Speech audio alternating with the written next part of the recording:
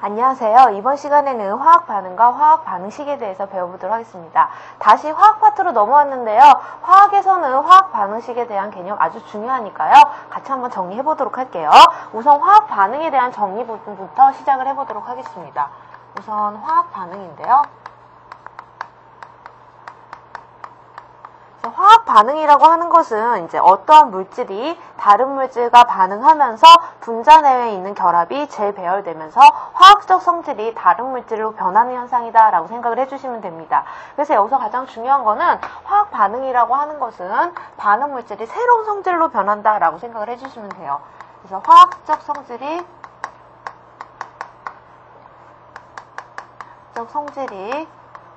새로운 물질로 변하는 현상이다 라고 생각을 해주시면 되겠습니다. 새로운 물질로 변하는 현상이다. 이렇게 개념해 주시면 되겠고요. 그래서 대표적인 예는 이제 우리가 알고 있는 광합성 반응이나 연소, 산화 반응, 환원 반응 등이 여기에 해당이 됩니다. 그래서 이렇게 생각해 주시고요. 가장 중요한 말은 뭐예요? 새로운 물질로 변한다라는 말입니다. 이렇게 정의해 주시면 되겠고요. 다음은 화학 반응식에서 화학식에 대한 개념부터 이제 시작을 해보도록 할게요. 그래서 여기서 이제 화학식에 대한 개념인데요. 화학식이라고 하는 건 뭔가요? 네, 화학식이라고 하는 것은 원소 기호를 이용해서 화합물의 구성을 원자의 종류와 개수로 나타낸 식이다 라고 생각해 주시면 되겠고요.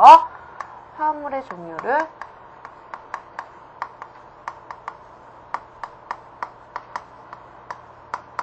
어떻게 된다? 원자의 종류와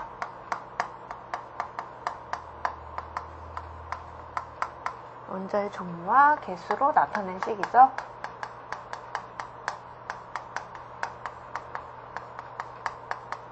이게 화학식이다 라고 봐주시면 되겠고, 다음은 이제 화학 반응식에 대해서 한번 알아보도록 하겠습니다. 화학 반응식. 그래서 화학 반응식이라고 하는 것은 뭐예요? 화학식을 이용해서 화학 반응을 나타낸 식이다 라고 생각을 해주시면 되겠고요. 얘는 뭐예요? 화학 반응을 나타낸 식이겠죠? 화학 반응을 나타낸 식이다 라고 생각을 해주시면 되겠고, 그 다음에 세 번째 보시면 중요한 부분입니다. 화학 반응식 쓰기 부분인데요. 같이 한번 정리해 볼게요. 그래서 이제 화학 반응식인데 대표적인 거 이제 물의 합성식에 대해서 한번 같이 알아보도록 할게요. 물이 되려면요, 여러분들 어떻게 해야 돼요? 수소와 무엇이 결합한다? 수소와 산소가 결합해서 물을 이루는 게 화학 반응식이 되겠죠. 요거를 이제 원소 기호별로 한번 써보도록 할게요. 우선 수소는 어떻게 쓰나요? 수소, 그쵸? H2라고 쓰죠. H2라고 씁니다. 그 다음에 산소는 어떻게 쓰나요? 산소는 O2라고 쓰고요. 그 다음에 물은 어떻게 써요? 그쵸? 우리가 알고 있는 H2O죠. 그래서 H2O라고 씁니다. 그 다음에 여기에 이제 더해주고, 이렇게 된다. 이렇게까지 써주시면 되는데, 문제는 이제 개수를 맞춰주셔야 해요. 여기서 개수 맞추는 거 같이 한번 해보도록 할게요. 수소가 이쪽 부분에, 왼쪽 부분, 화살표 이전의 부분을 반응물이라고 하고요. 반응물질. 그 다음에 화살표 오른쪽에 해당되는 부분을 생성물질이라고 합니다. 이렇게 생각을 해주시면 되겠고요. 그 다음에 여기서 보시면 이제 수소가 몇 개 있어요? 2개 있죠. 수소가 제가 빨간색으로 적어볼게요. 수소는 2개 있어요. 왼쪽에도 2개. 똑같죠? 그쵸? 수소는 2개 똑같아요. 근데 이제 문제는 어떻게 된다? 산소도 2개 있어요. 근데 여기는 산소가 몇 개 있어요? 뒤에 숫자가 없다라는 거는 1이 생략됐다라고 생각을 해주시면 됩니다. 산소는 1개 있는데 반응물질에선 2개 있으니까 얘의 개수를 맞춰야 되겠죠? 그래서 개수 맞출 때는 뒷부분에서 어떻게 돼요? 숫자를 넣을 수 없기 때문에 앞부분에 따라 숫자를 쓰게 됩니다. 그러면 2를 쓰게 되면 2 곱하기 1이니까 2개가 되겠죠? 그래서 얘는 개수가 맞춰졌어요. 그러면 문제가 되는 건 이 수소 개수가 문제가 되는 겁니다. 수소 개수를 맞춰보면 얘가 어떻게 돼요? 2 곱하기 2가 되니까 4가 되고, 얘는 어떻게 돼요? 또 2예요. 2가 되니까 앞에다가 또 2를 만들어주면 4개가 되겠죠. 이해가 되셨죠? 그래서 이렇게 원자식, 그쵸? 반응식이 이루어진다라고 생각을 해주시면 되겠습니다. 그래서 한 가지 여러분들이 생각을 해주셔야 될 거는 뒷부분에 숫자가 없을 때는 1이 생략되어 있다라고 생각을 해주시면 됩니다. 그래서 이제 기본적인, 그쵸? 물의 반응식 한번 알아봤고요. 그 다음에 이런 화학 반응식을 통해서 알 수 있는 점 한번 살펴볼게요. 뭘 알 수 있는지 봤더니, 그쵸? 방금 전에 봤던 어떤 거예요? 반응물과 생성물. 반응물과 생성물의 어떤 거예요? 원자의 종류와 개수를 알 수가 있었죠. 반응물과 생성물의 무엇을 알 수 있다? 원자의 종류와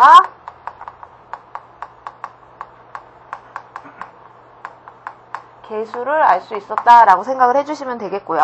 그 다음에 반응물과 생성물의 종류와 분자수의 비를 알 수가 있죠. 분자수의 비를 알 수가 있고요. 그리고 또 뭘 알 수가 있나요? 질량 사이 관계도 알 수가 있죠. 질량 관계도 알 수 있다라고 생각을 해주시면 되겠습니다. 그래서 이 부분은 이제 화학 반응에서, 그쵸? 화학식과 이쪽에 해당되는 거, 개수 맞추는 거, 특히 이쪽 네 번째 부분, 화학 반응식으로 알 수 있는 사실은 꼭 정리를 해주시면 되겠고요.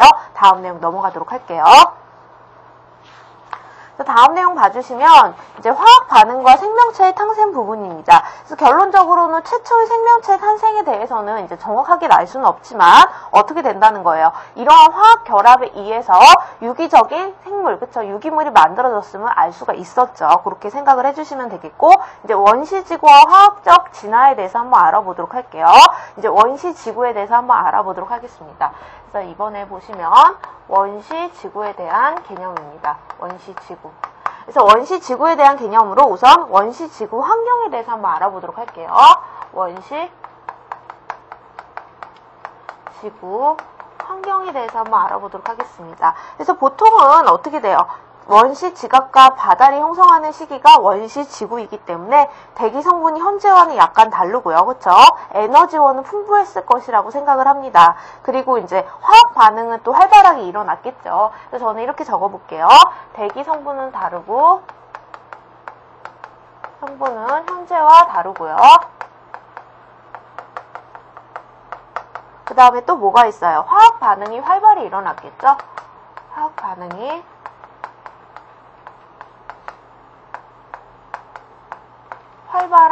활발히 일어났다라고 생각을 해주시면 되겠습니다. 다음은 이러한 원시지구에 어떻게 돼요? 대기 성분이 나타나게 되겠는데요.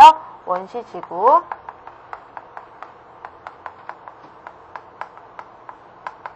대기 성분입니다. 그래서 보통은 대기가 어떻게 돼요? 현재의 대기에는 질소와 산소가 많았지만 이때는 무엇이 많았다는 거예요? 그쵸?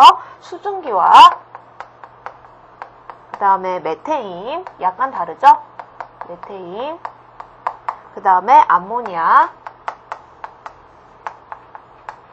그 다음에 수소, 그리고 또 뭐가 있나요? 이산화탄소와 질소 등이 있죠? 이산화탄소와 질소 등이 여기 해당된다라고 생각을 해주시면 되겠습니다. 다음은 이제 에너지원으로 살펴볼게요. 세 번째 보시면 에너지원이다라고 봐주시면 되겠고요. 에너지원으로 보게 되면 오존층이 있나요? 없나요? 여기서 중요한 건 오존층이 없죠. 원시대기이기 때문에 오존층이 없다라는 사실이 중요합니다. 오존층이 없기 때문에 태양 에너지는 바로 들어오고요. 그쵸? 막대한 양의 우주 방사선이 유입이 되죠. 그래서 어떻게 돼요? 화산 활동과 같은, 그쵸? 방전이 결렬하게, 그쵸? 엄청나게 일어나서 에너지가 풍부하다라고 생각을 해주시면 되겠습니다. 에너지는 풍부하죠. 이렇게 정해주시면 되겠고요. 다음 부분은 이제 원시지구에 대해서는 이렇게 정리했고요. 다음 부분은 이제 화학적 진화에 대해서 한번 정리해 보도록 할게요. 두 번째는 이제 화학적 진화입니다. 화학적 진화에 대해서 한번 정리해 볼게요. 그래서 화학적 진화라고 하는 건요, 이러한 원시지구에서 화학적 반응에 의해서 무기물이 어떻게 돼요? 간단한 유기물을 거쳐서 복잡한 유기물이 생성되는 진화 과정이다라고 생각을 해주시면 되겠습니다. 그래서 화학적 진화라는 거는 어떻게 돼요? 원시지구에서 얘가 어떻게 돼요? 무기물로부터 얘가 어떻게 변한다? 간단한 유기물을 거쳐서 간단한 유기물을 거쳐서 얘가 또 어떻게 변하는 거예요? 복잡한 유기물이 생성되는 과정이겠죠? 복잡한 유기물이 생성되는 과정이 무엇이다 라는 거예요. 화학적 진화다 라고 생각을 해주시면 되겠습니다. 그래서 대표적인 실험으로 뭐가 나와 있나요? 밀러의 실험이 나와 있죠. 아주 중요한 부분입니다. 밀러의 실험이 대표적인 화학적 진화를 보여준다 라고 생각을 해주시면 되겠고요. 여기서는 이제 원시 대기 성분에서, 그쵸? 원시에 해당되는 원시 대기 성분에서 어떻게 된다는 거예요? 간단한 유기물이 합성될 수 있음을 증명했다라고 생각을 해주시면 되겠어요. 예, 여기에서 간단한 유기물이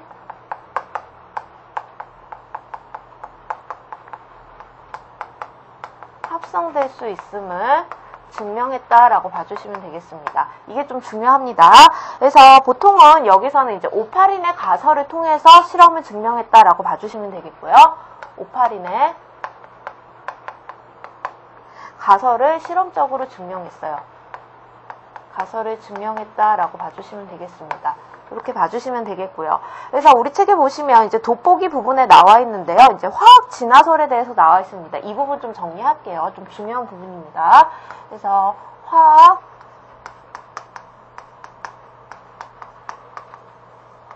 진화설에 대한 의미인데요. 같이 한번 정리해 볼게요. 그래서 보통은 생명의 기원에 대해서는 오파린이 최초로 주장을 했는데요. 원시 대기에 그쵸? 이러한 성분으로 존재했을 것이라고 생각하는 그쵸?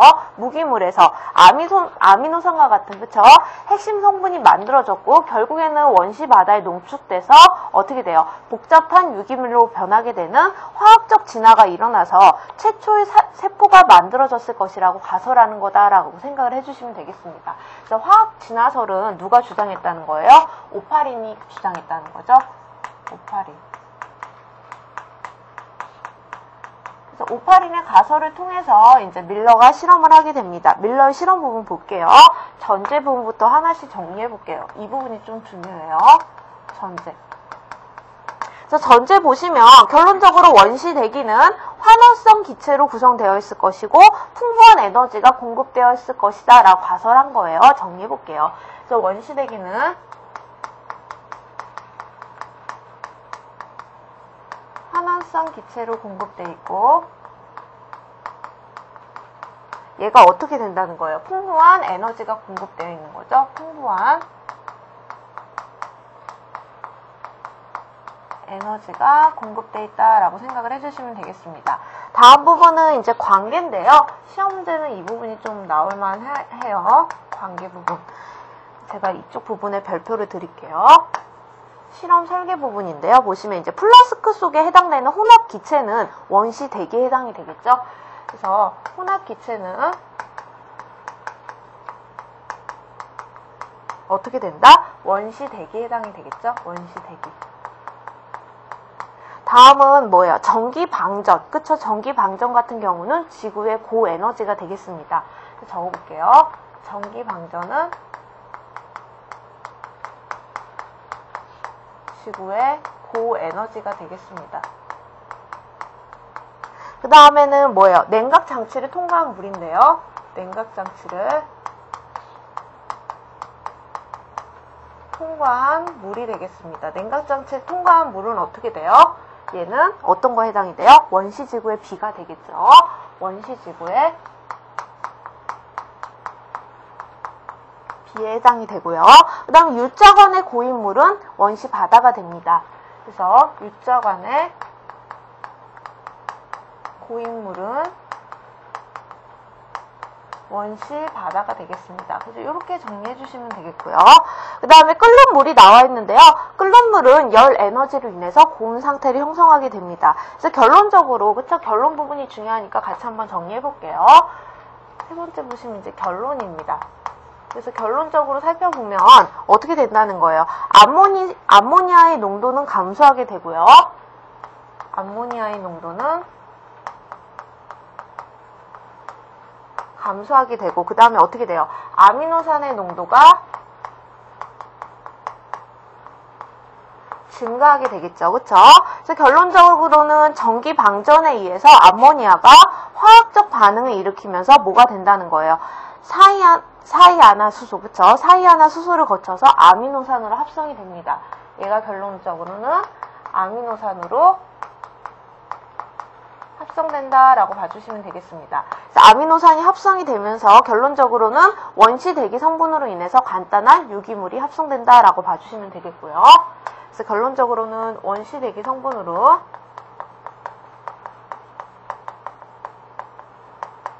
어떻게 된다? 간단한 유기물이 합성된다라고 이렇게까지 정리해 주시면 되겠습니다. 그래서 보통은 이제 시험 문제 나오는 부분은 이 관계 부분, 그쵸? 결론 부분까지 이렇게 정리해 주시면 되겠고요. 결론적으로는 뭐예요? 간단한 유기물이 합성되고, 그쵸? 원시 대기 성분으로 이렇게 됐다라고까지 정리해 주시면 되겠습니다. 다음 부분은 이제 원시 대기의 유전 물질이 나와 있는데요. 우선 원시 대기에, 그쵸? 정정할게요. 원시 대기가 아니라 원시 생명체의 유전 물질이죠. 다시 정정하겠습니다. 원시 생명체의 유전 물질에 대해서 배우겠는데요. 그래서 우선 원시 생명체의 기원부터 시작을 해보도록 할게요. 이번에는 원시 생명체의 기원부터 시작을 해보도록 할게요. 그래서 보통은 유전 정보를 저장할 땐 DNA에다 저장이 되죠. 그쵸? 이러한 DNA는, 그쵸? 단백질로 된 효소가 있어야지만 합성이 가능하고요. 그쵸? 단백질로 된 효소는 DNA가 있어야지 합성이 가능하죠. 그래서 결론적으로 여기서는 어떻게 된다? 유전 정보 저장하는 DNA가, 그쵸? DNA라고 하는 것은 무엇이 있어야 가능하다는 거예요. 그쵸? 단백질로 된 효소가 있어야지 가능한 거죠. 단백질로 된 효소가 있어야지 가능하다라고 생각을 해주시면 되겠습니다. 다음 부분 봐주시면 이러한 원시 생명체의 유전 물질에 대한 가설입니다. 중요한 부분이라서 제가 빨간 걸로 표시를 할게요. 우선 첫 번째 부분은 A라고 표시할게요. RNA 가설이 나옵니다. RNA 가설이 나오는데요. 요거 한번 살펴볼게요. 그래서 초기 생명체 유전 물질이 RNA였을 것이다 라는 게 RNA 가설입니다. 그래서 얘는 뭐예요? 초기 생명체의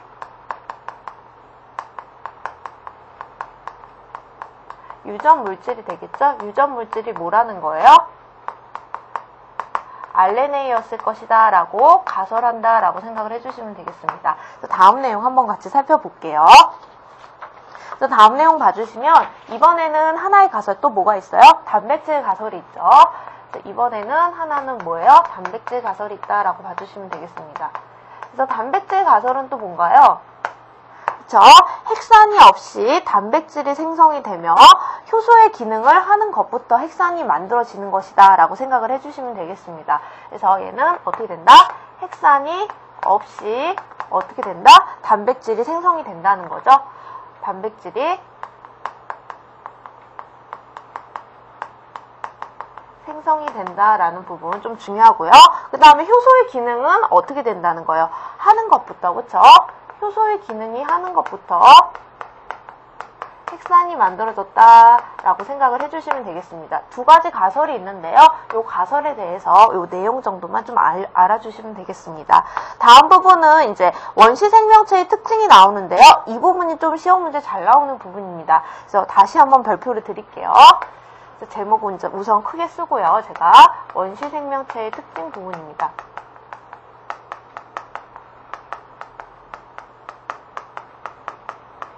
그래서 원시 생명체의 특징을 보시면 총 3가지가 나와 있는데요. 우선 첫 번째 뭐가 나와 있나요? 단세포 원핵 생물이 나와 있죠. 단세포 원핵 생물이 나와 있습니다. 그래서 단세포 원핵 생물이라고 하는 것은 뭐예요? 복잡한 소기관이 없는, 그쵸? 단순한 구조인 원핵세포, 그쵸? 원핵세포로 구성을 따져보면 이제 단세포 생물이나 그리고 원핵 생물이라고 하는 것은 이게 두 가지 생물이 나눠져 있는 거죠. 그리고 이러한 원핵 생물이라고 하는 것은 막으로 쌓인 핵이나 미토콘드리아, 엽록체 등의 복잡한 세포 기관이 없는 것, 그쵸? 이렇게 생각을 해주시면 될 것 같아요. 그래서 제가 이렇게 정리를 해볼게요. 단순 구조인 어떤 거예요? 원핵 세포에, 그쵸?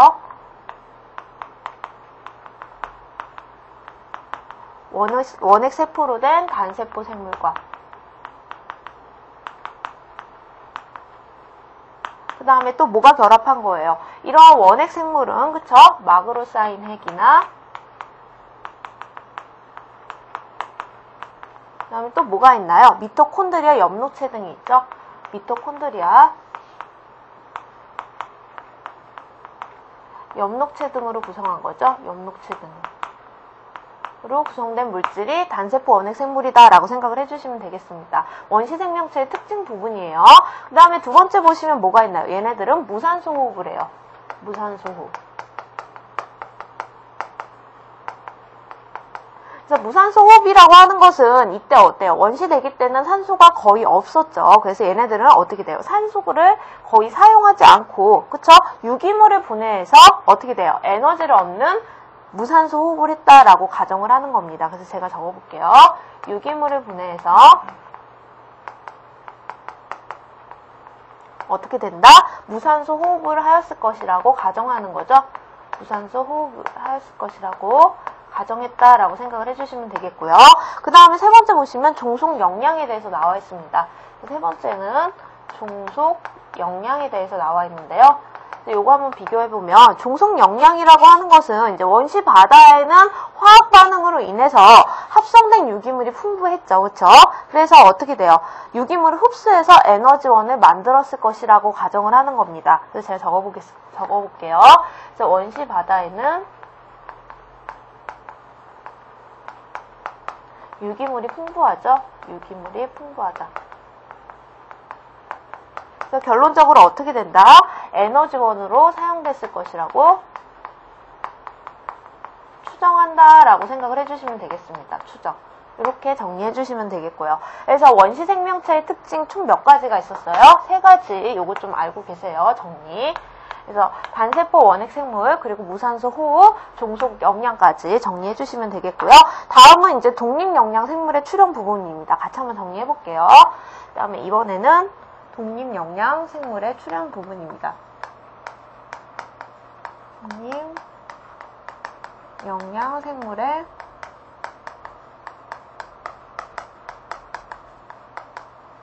출현 부분이에요. 그래서 봐주시면 이제 출현 배경이 나오게 되는데요. 우선 원시 바다에서는 이런 유기물이 풍부하죠. 그쵸? 그래서 유기물이 풍부하게 되면서 종속 영양 생물의 수가 증가하게 되면서 어떻게 돼요? 이걸 먹는 생물이 증가하게 되면 유기물의 양은 당연히 감소하게 되죠. 그래서 합성되는 유기물 양도 감소하게 됩니다. 그래서 결론적으로는 얘네들이 스스로 합성할 수 있는 독립 영양 생물이 여기서 출현을 하게 됩니다. 그래서 출현 배경을 보면 어떻게 되는 거예요? 한정된 유기물이 되는 거겠죠. 그쵸? 원시 바닷속에 있는 한정된 유기물의 양에 의해서 일어나게 돼 있죠. 한정된 유기물의 양에 의해서 출현이 된 거죠. 그쵸? 이렇게 생각을 해주시면 되겠고, 다음 부분 봐주시면 독립 영양 생물의 출현 부분이에요. 그래서 이쪽도 다시 한번 정리해 주시면 원액 생물 중에서 빛 에너지를 이용해서 이산화탄소를 환원시켜서 스스로 유기물을 합성하는 광합성 세균이 출현하게 됩니다. 그래서 이러한 세균을 남세균이라고 하는데요. 같이 한번 정리해 볼게요. 그래서 여기서는 이제 독립 영양 생물이 출현을 하게 됩니다. 독립 영양 생물이 출현을 하게 되는데요. 각각의 특징을 좀 정리를 해주셔야 돼요. 그래서 첫 번째 보시면 이제 남세균이 등장한 거 같이 한번 정리해 볼게요. 그래서 광합성 세균인 남세균이 등장하고요. 남세균. 그 다음에 또 정리해 볼게요. 남세균은 이산화탄소의 환원에 의해서 수소를 어떻게 돼요? 풍부한 물로부터 얻게 되죠. 그래서 결론적으로 독립 영양 생물이라고 하는 것은 공기 중에 있는 이산화탄소를 수소와 결합시켜서 유기물을 합성한다라고 생각을 해주시면 돼요. 그래서 얘는 뭘 한다는 거예요?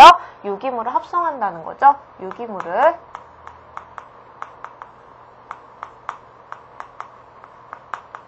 합성한다라고 생각을 해주시면 되겠고요. 그 다음에 어떻게 돼요? 남세균이 방출한 대기를 구성한 기체가 산화가 되면서 어떻게 돼요? 질소와 산소가 풍부한 대기가 만들어지게 됩니다. 현재와 같은 대기, 특히 오존층이 형성된다라는 부분 좀 중요하죠. 오존층이 어떻게 된다? 형성이 됩니다. 형성되고 현재와 같은 대기가 만들어지죠. 현재와 같은 대기.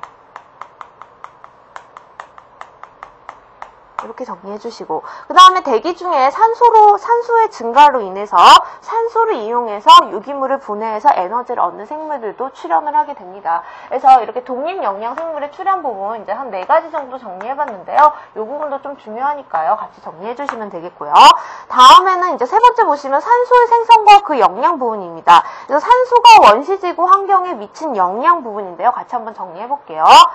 그래서 결론적으로 보시면 산소가 미친 영향 보면 뭐가 있나요? 제목은 생략하고요. 해수의 변화 부분이 있게 되겠죠? 해수의 변화가 일어나게 됩니다. 해수의 변화. 그래서 이쪽 부분 봐주시면 해수가 어떻게 돼요? 천리용과 산소와 결합하게 되면서 산화철을 형성하게 되고 결론적으로 퇴적하게 되면서 철광석이 만들어진다는 거죠. 철광석이 생성이 되는 거죠. 철광석이 형성이 되고,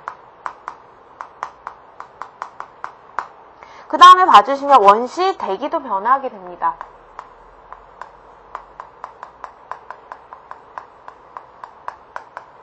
그래서 원시 대기의 변화 부분을 봐주시면 수소가 풍부해서 환화성 대기에서 산소가 풍부한 산화성 대기로 바뀌게 돼요. 그래서 우선 원시 대기에서는 어떻게 돼요? 환화성 대기였죠. 산화성 대기였다가 얘가 어떻게 돼요? 산소가 풍부한 산화성 대기로 바뀐다라고 이렇게 정리해 주시면 되겠고요. 산화성 대기. 그 다음에 어떻게 돼요? 오존층 형성되는 건 알고 계시죠? 오존층 형성. 그래서 오존층이 형성되면서 어떻게 돼요? 자외선량이 감소되면서 생물체가 본격적으로 많이 만들어지게 되죠. 자외선이 감소하게 된다라고 정리해 주시면 되겠습니다. 다음은 이제 산소 축적에 따른 생물계의 변화 부분인데요. 이쪽 부분도 한번 정리해 볼게요. 그래서 두 번째는 이제 산소 축적에 따른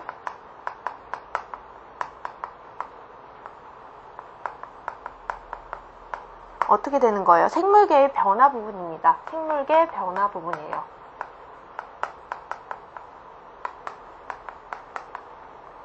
이 부분도 같이 정리해 주시는데 우선 호흡 방식이 변하게 되죠. 그렇죠? 호흡 방식. 호흡 방식이라고 하는 것은 어떻게 돼요? 산소를 이용해서 유기물을 분해해서 얻는, 그쵸? 산소 호흡 생물이 출현하게 됩니다. 이거 단어 좀 잘 봐주세요. 뭐예요? 산소 호흡 생물이 출현하게 되죠? 산소 호흡 생물이 출현하게 된다.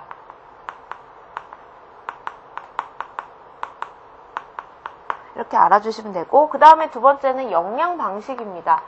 영양 방식. 영양 방식 부분을 보시면 단순히 이제 유기물을 어떻게 돼요? 흡수하는 형태가 아니라 다른 생물을 먹이로 흡수하는 뭐예요? 종속 영양 생물이 출현하게 됩니다. 그래서 이때는 종속 어떻게 된다? 영양 생물이 출현하게 되죠. 영양 생물이 출현하게 된다라고 생각을 해주시면 되겠고, 그 다음에 세 번째 보시면 서식지가 되겠죠. 그래서 세 번째 보시면 서식지입니다. 그래서 서식지를 보게 되면 어떻게 돼요? 오존층이 형성되면서 어떻게 된다? 자외선량이 감소하기 때문에 물속에 살던 생물이 육상으로 진출하게 됩니다. 육상으로의 생물이 진출하게 되죠. 생물이 진출하게 되죠. 그래서 이렇게 세 가지 변화가 나타나게 되는 거 좀 중요해요. 산소 축적에 따라서. 요거 좀 발표할게요. 요거 좀 잘 봐주시고. 그 다음에 이제 마지막 부분인데요. 원시 생명체의 진화 과정입니다. 아마 시험에서는 이렇게 포괄적으로 나오지 않을까 싶어요. 제가 별표 드릴게요. 제일 많이 나올 것 같은 부분입니다. 제가 자꾸 별표 드리는 거는요. 그 부분만 조금 더 이렇게 정리하셔서 잘 보시면 될 것 같고요. 시험에서는 이런 식으로 나올 것 같아요. 원시 생명체의 진화 과정입니다. 순서대로 한번 살펴볼게요. 지금까지 배웠던 내용을. 그래서 첫 번째는 원시 생명체가 나타나게 되죠. 첫 번째는 원시 생명체가 나타나게 되고, 얘는 뭐예요? 무산소 호흡을 하고요. 그쵸? 노란 걸로 적을게요. 제가 헷갈리지 않으시게. 무산소 호흡을 하고, 그 다음에 얘네들은 종속 영양을 하죠. 종속 영양. 그러다가 어떻게 돼요? 이산화탄소가 증가하고 유기물이 감소하게 됨에 따라서 무슨 생물이 출현하게 되나요? 독립영양생물이 출현하게 되죠. 순서를 좀 잘 봐주세요. 계속 배웠던 내용입니다. 독립영양생물이 출현하게 되는데 얘네들의 특징은 뭐예요? 얘네들의 특징은 독립영양을 한다는 거죠. 광합성, 독립영양을 한다. 즉, 뭘 한다는 거예요? 광합성을 한다는 거죠. 광합성. 이렇게 정리해 주시면 되겠고, 그래서 얘네들이 어떻게 돼요? 산소가 증가함에 됨에 따라서 가장 특이한 지점, 그쵸? 종속 영양생물이 나타나게 되죠. 뭐가 나타나게 된다? 종속 영양생물이 나타나게 된다. 중요합니다. 그래서 얘네들은 산소 호흡을 하고요. 그리고 또한 뭘 한다는 거예요? 종속 영양을 한다는 거죠. 종속 영양을 한다. 라고 이렇게 정리해 주시면 되겠고요.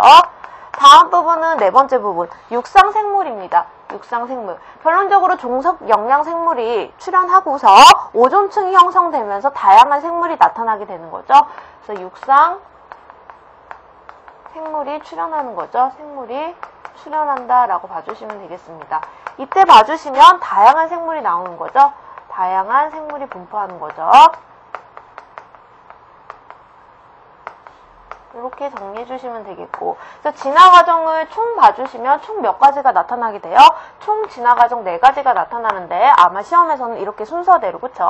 원시 생명체가 나타나게 되고, 그 다음에 독립영양생물, 그 다음에 종속영양생물, 육상생물이 출현했다. 이렇게까지, 그쵸? 4가지로 분류해 주셔서 이렇게 머릿속에다 정리해 주시면 되겠고요. 우리 책에 보시면 다음 부분에는 이제 진핵생물과 다세포생물의 출현 부분이 나와 있습니다. 그래서 중요한 부분인데요. 원핵세포와 진핵세포에 대해서 구분되어 있는데 이 부분은 다음 시간에 배워보도록 하겠습니다. 많은 시간 수고 많이 하셨습니다.